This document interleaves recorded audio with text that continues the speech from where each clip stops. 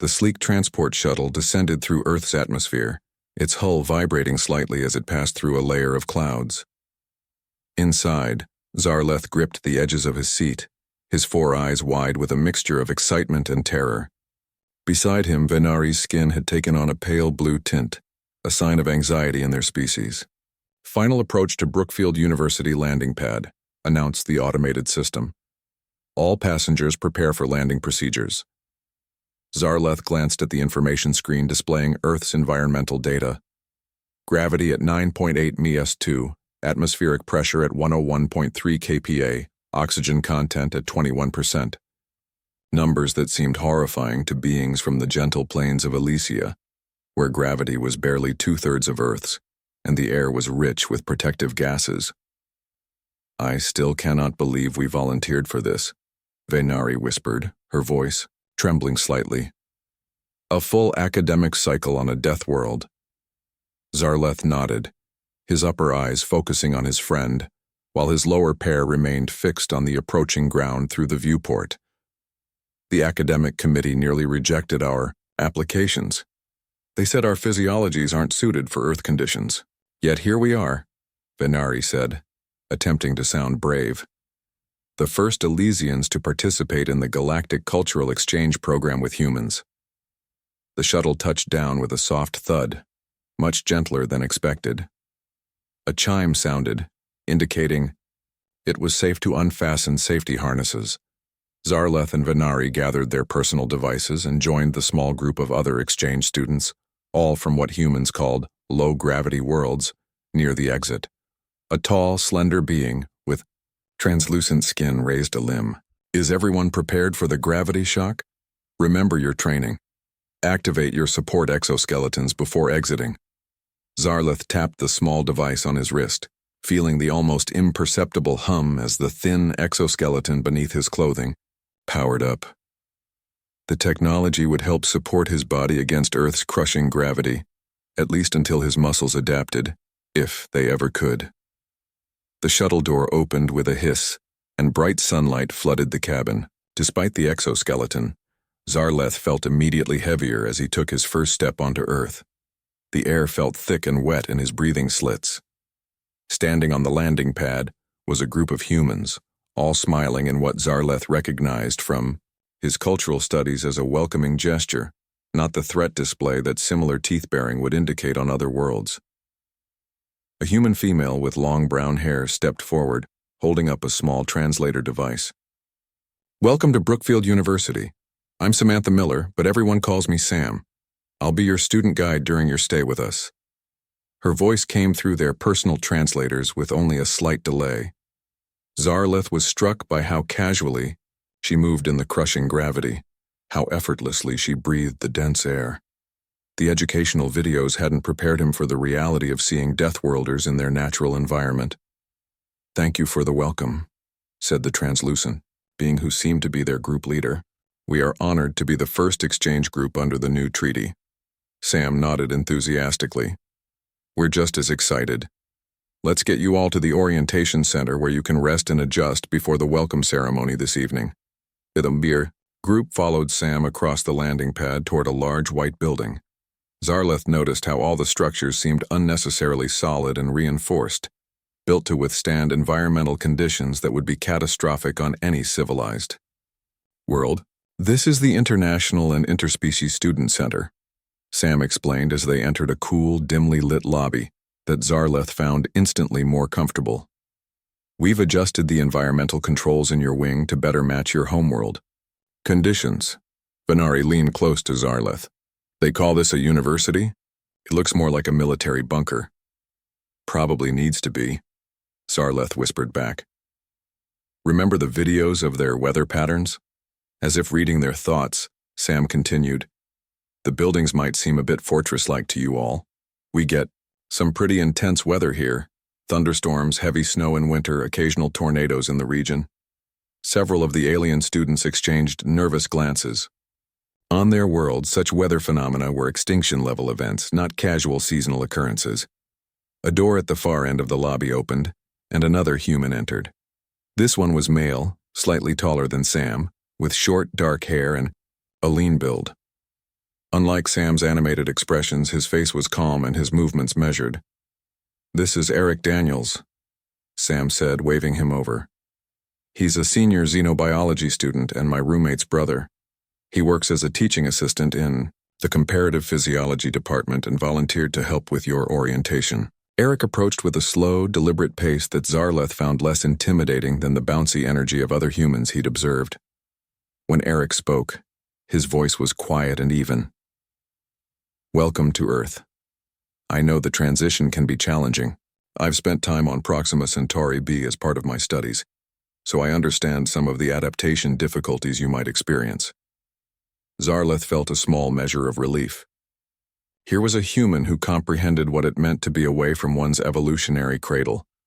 The group was shown to their living quarters, specially designed pods that could be adjusted for different atmospheric requirements and gravity preferences. Zarleth was pleasantly surprised by the thoughtfulness of the accommodations, with controls labeled in standard galactic common and emergency instructions clearly displayed. Later, as Zarleth was unpacking his few belongings, there was a soft chime at his door. He opened it to find Venari, looking more composed now that they were in a controlled environment. "Have you looked at the course catalog?" she asked, projecting a holographic schedule from her personal device. "They've included interspecies, fitness classes, as if we'd survived their exercise routines." Zarleth laughed. "I'm more concerned about the dining options. The orientation packet says most of the cafeterias serve food containing capsaicin." "I read about that," Venari said with a shudder.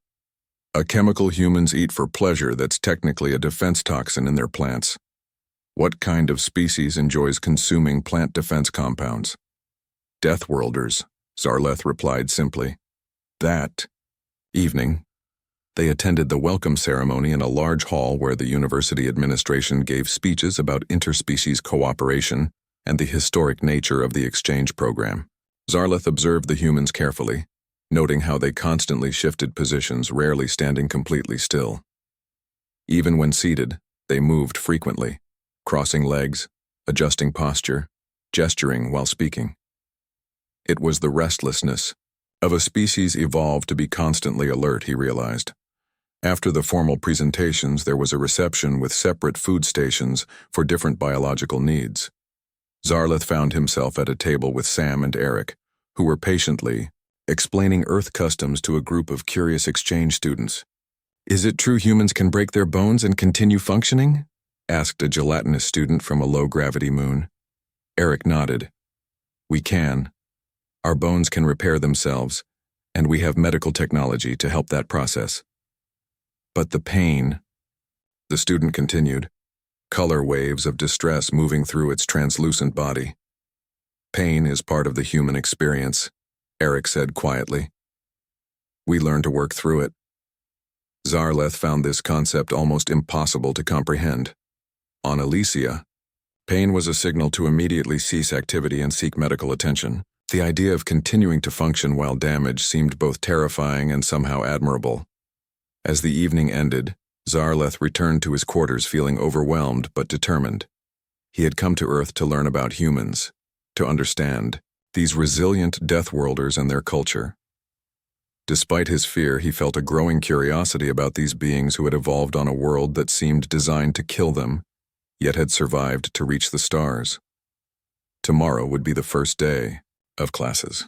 Tomorrow, the real learning would begin. 3 weeks passed quickly as Zarleth and Venari settled into their new routine at Brookfield University. The weight of Earth's gravity had become somewhat more bearable, though they still needed their exoskeletons for longer outings. Their breathing had adjusted to the dense atmosphere, and they were slowly learning to navigate the strange environment of a death world. Zarleth found the comparative biology class particularly fascinating. Professor Laura Bennett had designed exercises that highlighted the differences between various planetary species, creating tables comparing reaction times, sensory abilities, and physical resilience. The numbers for humans were consistently surprising, not always the highest in any category, but remarkably balanced across all survival metrics. Humans aren't the strongest, fastest, or most durable species in the galaxy, Professor Bennett had explained. But we're unusually adaptable. We don't excel in any one area, but we can function in almost any environment with minimal support. After Class 1 day, Zarleth decided to explore the campus recreation center. Sam had mentioned it housed various relaxation activities for students, and he was curious what humans did to unwind. The main entrance led to a large open area with various sections, a pool filled with water, rooms with strange machines, and spaces where humans moved in coordinated patterns. Most of these activities seemed to involve voluntary physical exertion, which confused Zarleth. On Elysia, one conserved energy whenever possible, a biological imperative from their low-energy environment. Why would Deathworlders deliberately tire themselves when not necessary for survival? Hoping to find something more comprehensible, Zarleth wandered down a side corridor, looking for quieter activities. He noticed a door marked Training Area that was slightly ajar. Perhaps this was where humans practiced skills for their classes? Curious, he pushed the door open and stepped inside. The sound hit him first, rhythmic thuds and heavy breathing. Then his eyes adjusted to the brighter lighting, and what he saw made him freeze in place. Two humans were engaged in what appeared to be combat. One of them was Eric Daniels, the quiet teaching assistant. But this wasn't the calm, measured Eric that Zarleth knew from campus. This Eric was bare-chested, covered in sweat, his body moving with frightening speed and precision. He circled another male human, both wearing minimal hand protection as they exchanged blows that looked powerful enough to shatter Elysian bones. Zarleth watched in horror as Eric absorbed a strike to his midsection without flinching, then countered, with a series of rapid punches and a sweeping motion that knocked his opponent's legs from under him. The other human hit the padded floor with tremendous force, then immediately sprang back up, nodding with what appeared to be approval. The two continued their brutal exchange, moving with predatory grace around the room. On a rack nearby, Zarleth noticed various training weapons, staffs, padded replicas of bladed instruments, and weighted objects he didn't recognize. Fear crawled through Zarleth's body. This wasn't just exercise, this was combat training. Preparation for violence. And Eric, the seemingly gentle human who helped them understand Earth customs, was clearly proficient in these deadly skills. A sudden movement in his direction made Zarleth dart back through the door. Heart racing, he hurried down the corridor, desperate to put distance between himself and what he'd witnessed. He needed to find Venari immediately. He found her in the library, studying Earth literature with several other exchange students. Without explanation, he pulled her aside to a quiet corner. "What's wrong?" Venari asked, her skin shifting to a concerned purple hue. "You look like you've seen a predator." "Maybe I have," Zarleth whispered. "Come with me. I need to show you something." He led her back toward the recreation center, explaining what he'd seen along the way. Venari's skepticism turned to concern as they approached the building. "Are you sure it was Eric? Perhaps you misidentified the human. They can look similar to our eyes." "It was him," Zarleth insisted. "We need to be careful around him. Around all of them." They positioned themselves near a window that offered a view into the training area. Eric was still there, now working alone with a heavy bag, striking it with controlled force that made the entire apparatus shake. His movements were precise, each blow landing exactly where aimed, with power that seemed impossible for his frame. "By the gentle moons," Venari breathed. "He's practicing killing techniques." They watched in silence as Eric moved from the striking bag to a different station, where he began lifting metal objects that would require mechanical assistance on their homeworld. The muscles in his back and arms flexed with each movement, highlighting the dense musculature that evolution had given humans to survive their harsh world. "We should tell the others," Venari said. "The exchange students should know there's a combat specialist among the humans assigned to us." "Let's ask Sam about it first," Zarleth suggested. "Maybe there's an explanation." They found Sam in the dining hall an hour later, chatting with friends over an evening meal. When they pulled her aside to speak privately, she seemed confused by their distress. "Eric? In the combat training room? Oh, you mean his MMA practice," she said casually. "He's been doing mixed martial arts since high school. He competes in regional tournaments sometimes." Mixed martial arts? Venari repeated the unfamiliar. Tramis, is that military training? Sam laughed, then stopped when she saw their serious expressions. No, it's a sport, for fun and exercise. Lots of humans do it. Fun? Zarleth couldn't keep the disbelief from his voice. He was engaging in physical combat? For enjoyment? Well, yeah, Sam said. It's good exercise, teaches discipline, helps with stress relief. Eric says it's like meditation for him. Helps him focus. Zarleth and Venari exchanged troubled glances. The concept of ritualized violence as recreation was deeply disturbing, but he could seriously injure someone, Venari said. The force he was using, it's controlled, Sam interrupted. There are rules, protective gear for competitions, trained referees. It's not just random fighting. She studied their expressions, then sighed as understanding dawned. I forgot how this might look to species from low-gravity worlds.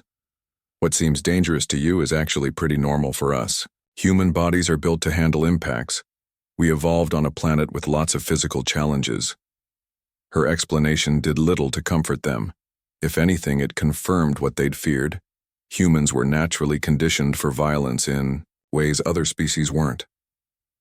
Would you like to talk to Eric about it? Sam offered. He could explain better than I can.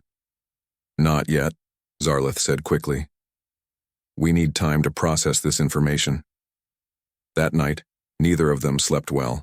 Zarleth kept seeing Eric's controlled aggression, the easy way he absorbed and delivered strikes that would kill an Elysian. Venari researched human combat sports on her datapad, growing increasingly disturbed by the various fighting disciplines humans had developed throughout their history. It's not just Eric, she told Zarleth the next morning. Many humans practice these combat skills. They have hundreds of different fighting systems from various regions of Earth. But why? Zarleth asked. Their world is already dangerous. Enough without creating more violence.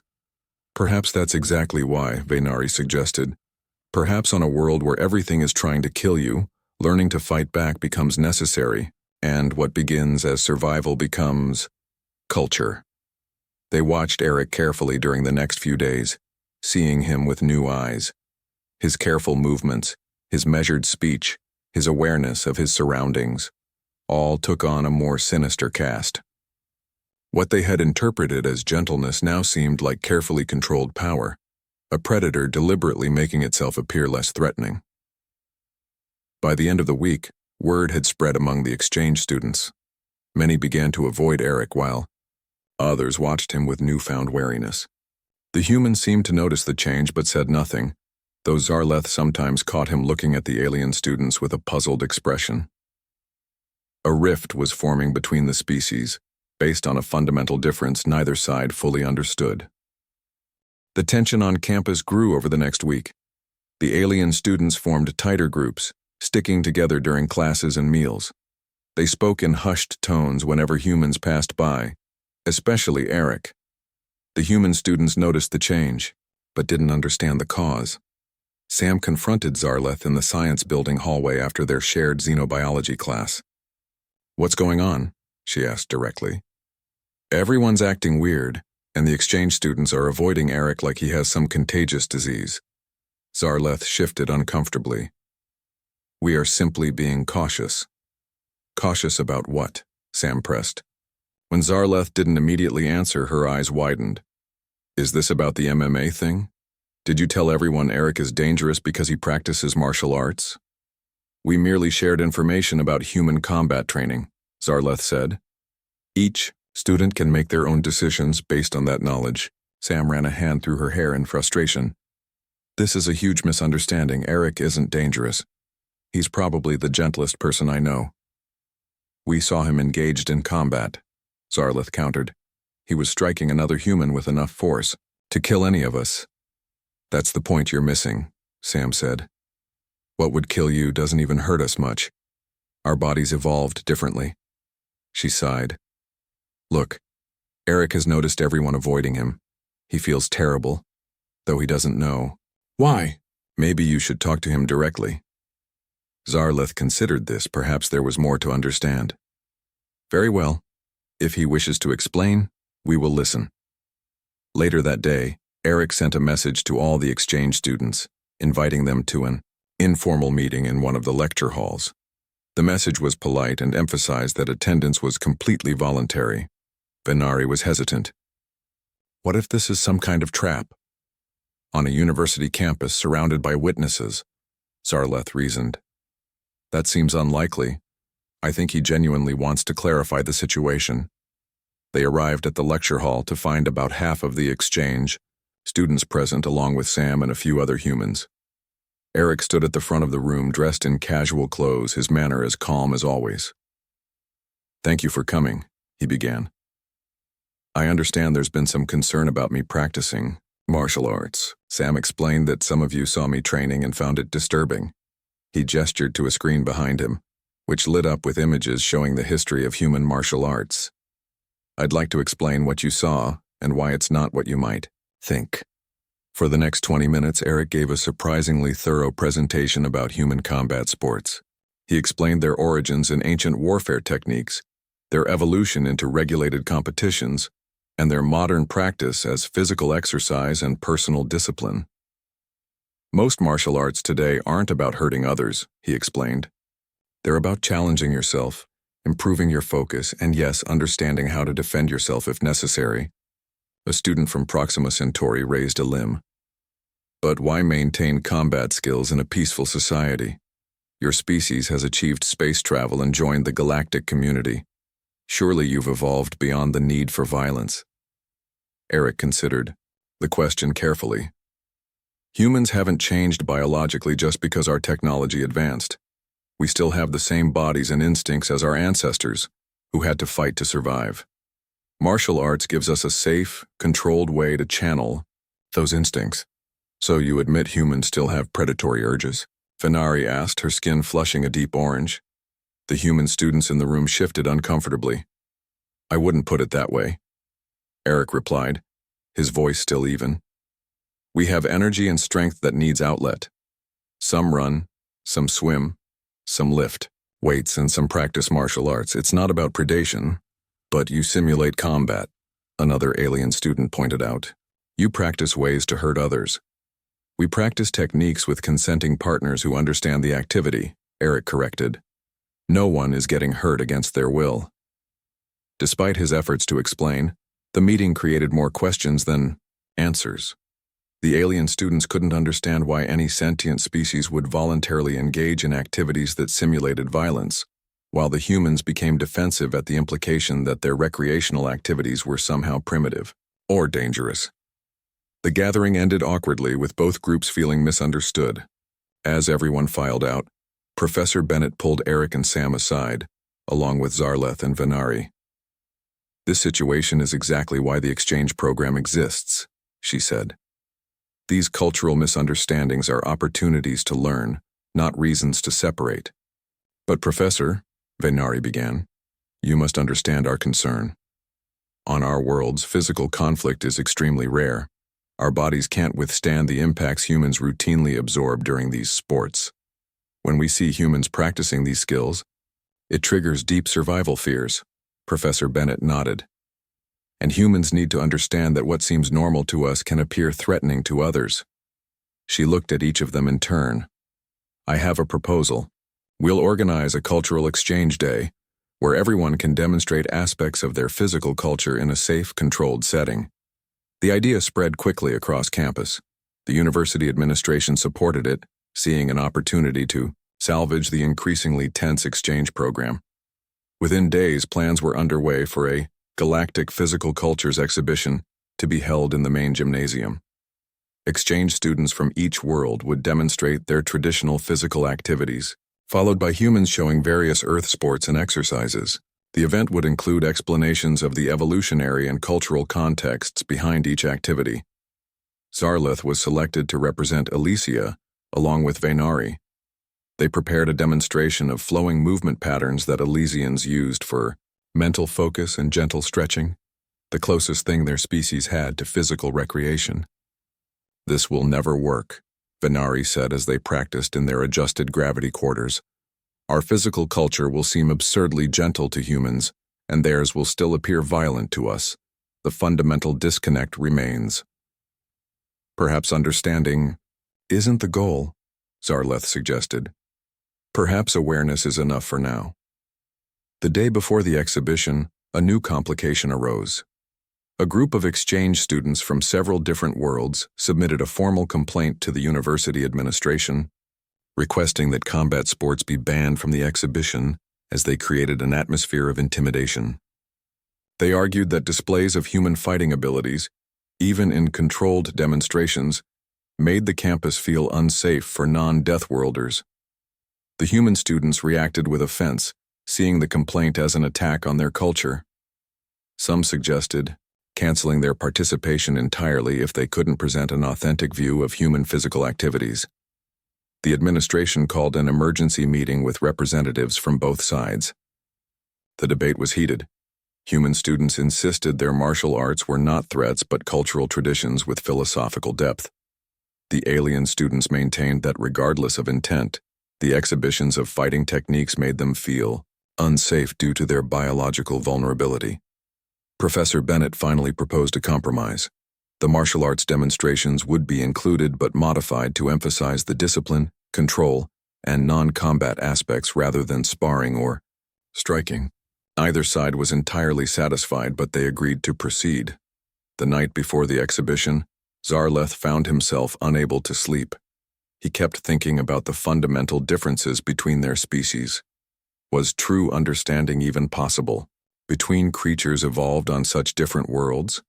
Could a species from a gentle world ever truly comprehend the mindset of Deathworlders? Or would they forever view each other through lenses shaped by their evolutionary pasts? The cultural divide seemed to be growing wider rather than narrower. What had begun as a misunderstanding about one human's recreational activities had exposed deeper incompatibilities between their species. Tomorrow's exhibition now felt less like a celebration of diversity and more like a negotiation between potentially hostile camps. As morning approached, Zarleth wondered if the Galactic Cultural Exchange Program had been overly optimistic about the possibility of meaningful connection between such different forms of life. The day of the Galactic Physical Cultures exhibition arrived with clear skies and mild weather. The university had set up the main athletic field with various stations where each species could demonstrate their physical traditions. Colorful banners, representing the different homeworlds, hung around the perimeter, and a large crowd of students and faculty gathered to watch. Zarleth and Venari arrived early to prepare their demonstration area. They set up soft mats and atmospheric adjusters to recreate conditions more like their homeworld. Nearby, students from Proxima Centauri arranged delicate balance structures for their coordination exercises, while a group from the gas giant Moon of Titan prepared buoyancy demonstrations in a special low-gravity chamber. The human section was larger, with areas dedicated to different Earth sports and activities. Zarleth noticed that Eric's martial arts demonstration had been moved to a more distant part of the field, presumably as part of the compromise to make alien students feel more comfortable. Professor Bennett opened the event with a speech about the importance of understanding physical culture as an expression of evolutionary history. Our bodies tell the story of our homeworlds, she said. Today we share not just activities but the biological context that shaped them. The exhibitions began with the low-gravity world representatives. Zarleth and Venari performed the flowing, deliberate movements of Elysian meditation dance, explaining how their species evolved in an environment where conservation of energy was essential and rapid movement was rarely necessary. The human audience watched with interest, though some seemed restless during the slow, precise patterns.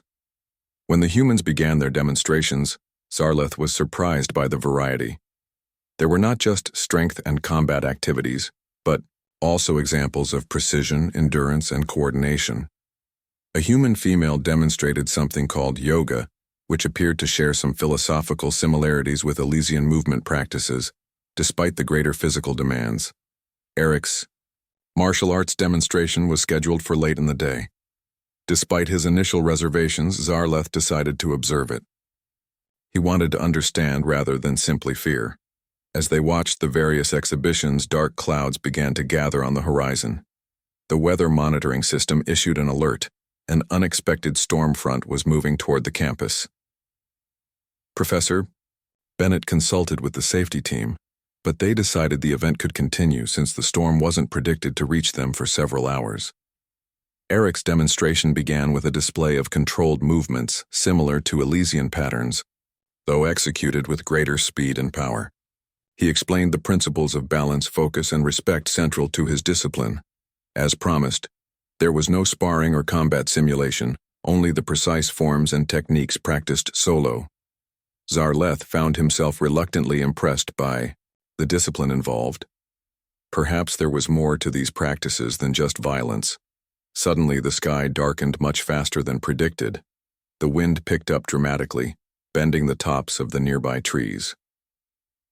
The weather monitoring system blared an urgent update. The storm had accelerated and intensified unexpectedly. "Everyone inside now," Professor Bennett shouted above the rising wind. "The recreation center is the nearest shelter." The crowd began moving quickly toward the large building. Most of the human students remained calm, but many of the alien visitors panicked at the rapidly changing conditions. Wind speeds that were merely inconvenient to humans were potentially dangerous to species from gentler environments. Zarleth helped Vaynari navigate against the strengthening gusts. Around them, lighter aliens struggled even more. A group of students from a low-gravity moon were barely making progress, their bodies not strong enough to move efficiently in Earth gravity while fighting the wind. Rain began to fall, heavy drops that stung against exposed skin. The path to the recreation center crossed a normally small drainage channel, but Zarleth saw with alarm that water was already rushing through it, fed by runoff from the higher parts of campus. As they reached the channel, a particularly strong gust of wind sent 2 Proxima Centauri students tumbling toward the water. Without thinking, Zarleth lunged to catch one of them, but his own strength was insufficient in the conditions. Both aliens fell into the rapidly rising water. "Help!" Zarleth called out, his translator barely audible above the storm. "They can't swim." Most of the nearby students were fellow low-gravity species equally helpless in the situation. The few humans present were further ahead, already helping other struggling aliens toward the building. Then Zarleth saw a figure sprinting back toward them. It was Eric, moving with surprising speed against the wind and rain. He reached the drainage channel just as the water swept the fallen aliens further downstream. Without hesitation, Eric jumped into the rushing water. His powerful body cut through the current as he swam to the first student, an arm wrapping securely around the alien's slender torso. With powerful strokes, he brought the terrified being to the bank where Zarleth and others could pull them to safety. Immediately, Eric turned and dove back into the channel after the second student who had been carried further away. The water was rising rapidly now, the current much stronger. For several tense moments, both figures disappeared from view around a bend. "We need to get inside," a human safety officer urged the group. "The storm is intensifying." "But Eric and Kelvar are still out there," Vaynari protested. "I've called for the emergency response team," the officer said. "They have the equipment to help. We'll endanger more lives by staying exposed." As the group reluctantly moved toward the building, they heard a shout. Around the bend came Eric, one arm holding the second alien securely against his chest, while his other arm and legs fought the current. His face showed intense concentration, muscles straining visibly as he battled the water that would have killed most of the alien students instantly. 2 human safety officers rushed to help, extending rescue poles that Eric grabbed with his free arm. They pulled him and his burden from the water onto the muddy bank. The alien student coughed and trembled but was alive. Eric didn't rest. As soon as he'd passed the rescued student to medical staff, he began organizing the remaining humans into a chain to help the weaker aliens reach the shelter. He positioned stronger humans on the outside, creating a protected corridor for the low-gravity species to move through. "Link arms," he called out. "Create a windbreak. Move in coordinated steps." Zarleth watched in amazement as Eric directed. The improvised evacuation, his combat training obvious in how he assessed the situation, made quick decisions and executed precise movements despite the chaos. The very skills that had seemed threatening in the gym now saved lives as Eric used his strength and training to protect the most vulnerable. The group reached the recreation center just as the full force of the storm hit campus. Inside, they joined other students already gathered in the main hall. Medical teams treated those suffering from exposure, injury, or shock. Zarleth found Eric helping distribute emergency thermal blankets to shivering aliens. Despite being soaked himself, the human focused entirely on assisting others. His movements were efficient and purposeful, his voice calm as he directed other humans and reassured frightened aliens. It was the same Eric from the combat training room, the controlled power, the precise movements, the intense focus. But now Zarleth saw these traits in an entirely different light. What had seemed like predatory characteristics now revealed themselves as survival adaptations that could protect others, not just threaten them. Venari approached, her skin now a deep blue of emotional impact. "He risked his life," she said, quietly, "for people who have been avoiding him for weeks." Zarleth nodded, watching as Eric continued working tirelessly to organize the emergency response. "Perhaps we misjudged what it means to be a Deathworlder." The storm raged through the night, confining everyone to the recreation center.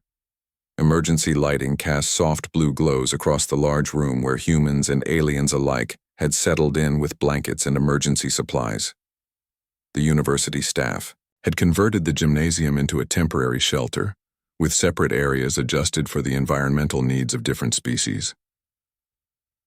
Zarleth sat near a window, watching sheets of rain lash against the reinforced glass. On Elysia, such weather would have devastated entire cities.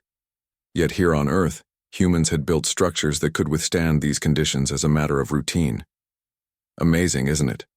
Venari said, settling beside him with 2 cups of warm liquid.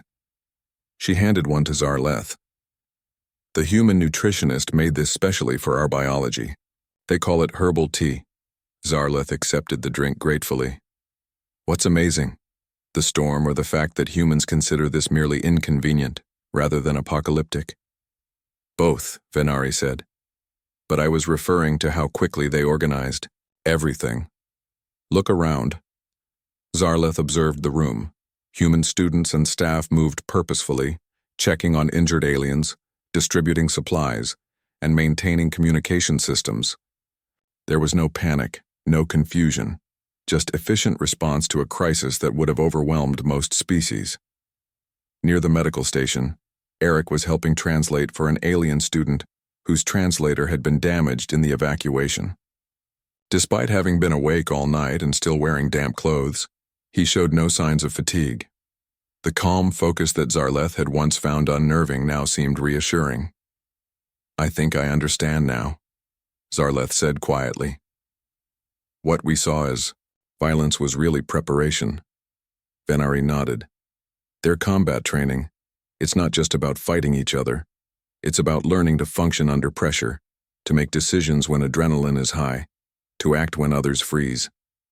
A species that evolved on a death world had to develop these skills just to survive," Zarleth added.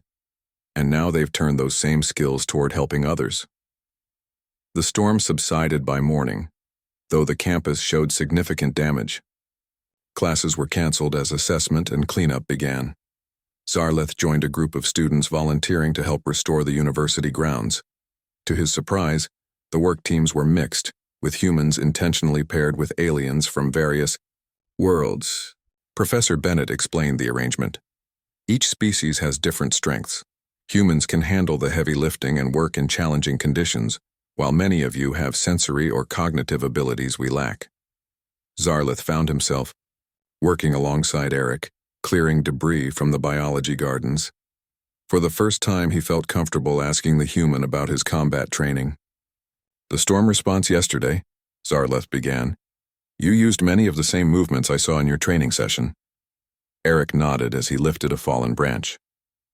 "Martial arts teaches body awareness and movement efficiency, how to maintain balance. In unstable conditions, how to distribute force properly, how to assess situations quickly." He smiled slightly. "I never expected to use those skills for water rescue, but that's the point, being prepared for unpredictable challenges. On my world, we focus on avoiding danger rather than confronting it," Zarleth explained. Our environment rewards caution and conservation.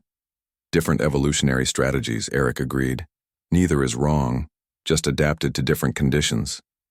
As they worked, other alien students joined their conversation, asking questions about human physical capabilities that they had been hesitant to discuss before. Eric answered patiently, taking time to demonstrate concepts like leveraging body weight or controlling breathing under stress. By midday, what had started as cleanup work had transformed into an impromptu workshop. Eric showed interested aliens modified versions of basic training movements that worked with their physiologies. Venari discovered her species' natural flexibility gave her advantages in certain balance techniques, while a Proxima Centauri student found that their four-limbed structure created unique opportunities for stability exercises. Word spread across campus. Over the next few days, a new class formed unofficially. Adaptive Physical Training for Multi-Species Groups. Eric and several other human athletes worked with Professor Bennett to design safe exercises that each species could perform within their biological limitations. 2 weeks after the storm, the university administration formally recognized the EO class and incorporated it into the exchange program curriculum. What had begun as a misunderstanding about human combat training had evolved into a groundbreaking cross-species fitness program. Zarleth became one of the program's most enthusiastic participants. He discovered that while his body couldn't handle Earth's gravity without assistance, he could develop techniques that worked with his natural abilities rather than against them. He would never have a human's raw strength, but he could improve his endurance and reaction time significantly. On the last day of the semester, the exchange program hosted a closing ceremony. The university president invited representatives from each world to share what they had learned during their time on Earth. When it was Zarleth's turn to speak, he approached the podium with confidence that would have been impossible months earlier.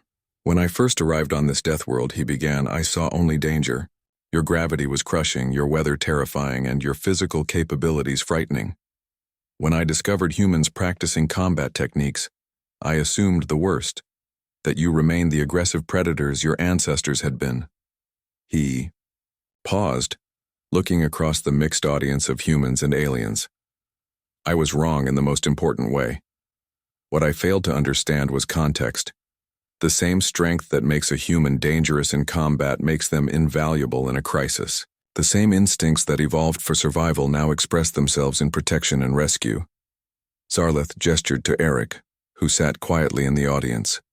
My friend Eric practices what humans call martial arts. I once feared this activity as preparation for violence. Now I understand it as what it truly is: disciplined control over one's own capabilities, physical mindfulness, and readiness to respond to challenges. These are not the traits of mindless predators, but of conscious protectors. After the ceremony, a news crew from the Galactic Educational Network interviewed several of the exchange students. Their report, titled Deathworlders, Predators or Protectors, became widely viewed across multiple systems. The following semester, applications for the Earth Exchange program tripled. Species that had previously avoided contact with humans now expressed interest in learning from them. Several universities on other worlds requested human exchange students specifically to help develop emergency response protocols for their own planets. On the last day before returning to Elysia, Zarleth visited the training room where he had first seen Eric practicing. The space was now modified with adjustable gravity sections and specialized equipment for different physiologies. A class was in progress, with beings from 6 different worlds learning adapted versions of human movement techniques. Venari joined him, her skin glowing the bright green of accomplishment. She had been certified as an assistant instructor in the program and would be returning to Earth after a brief visit home. Will you come back next year? She asked. Zarleth nodded. Definitely. I've been accepted into the Advanced Xenophysiology program. He watched as a human instructor patiently demonstrated a modified technique to a Titan student. Besides, there's still so much to learn about Deathworlders. They're not just Deathworlders anymore, Venari said. They're our friends. As they turned to leave, Zarleth noticed a new sign beside the door. It read, Adaptive Physical Training, where different evolutionary paths meet.